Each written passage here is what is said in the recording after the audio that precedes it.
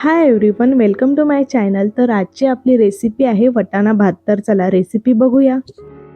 तर सर्वप्रथम आपल्याला आलं, लसूण, हिरवी मिरची आणि कोथिंबीर हे सर्व वाटून घ्यायचं आहे किंवा ठेचून घ्यायचं आहे.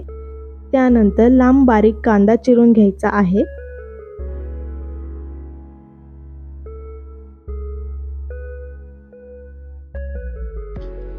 कांदा चिरून झाल्यानंतर आपल्याला टोमॅटोही चिरून घ्यायचा आहे. कांदा टोमॅटो बारीक चिरून झाल्यानंतर आपण कुकर घेऊया. त्यामध्ये 2 पळी तेल घेऊया.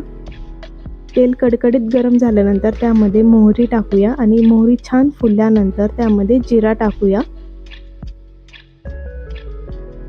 जिरा पण छान फुलून झाल्यानंतर त्यामध्ये कांदा टाकायचा आहे आणि तो हलकासा परतून घ्यायचा आहे. कांदा छान परतून झाल्यानंतर आपण जे वाटण केलं होतं तेही त्यात टाकायचं आहे आणि व्यवस्थित परतून घ्यायचं आहे. वाटण परतून झाल्यानंतर त्यामध्ये टोमॅटो टाकायचा आहे आणि तोही परतून घ्यायचा आहे. टोमॅटो परतून झाल्यानंतर त्यामध्ये वाटाणा आणि बटाटा टाकायचा आहे आणि तोही व्यवस्थित सर्व मसाल्यांमध्ये एकत्र करून घ्यायचा आहे. सर्व काही परतून झाल्यानंतर त्यामध्ये हळद, धना पावडर, गरम मसाला आणि बिर्याणी मसाला हे सर्व मसाले टाकायचे आहेत आणि सर्व एकजीव करून घ्यायचा आहे. सर्व काही परतून झाल्यानंतर त्यामध्ये स्वच्छ धुतलेला बिर्याणीचा तांदूळ टाकायचा आहे. तुम्ही यामध्ये दुसराही तांदूळ टाकू शकता. शक्यतो हा तांदूळ मोकळा होतो म्हणून मी यामध्ये बिर्याणीचा तांदूळ टाकलेला आहे.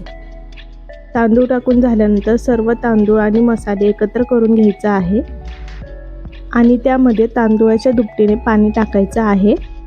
चवीनुसार मीठ टाकायचं आहे आणि 1 चमचा तूपही टाकायचं आहे आणि हे सर्व व्यवस्थित मिक्स करून घ्यायचं आहे.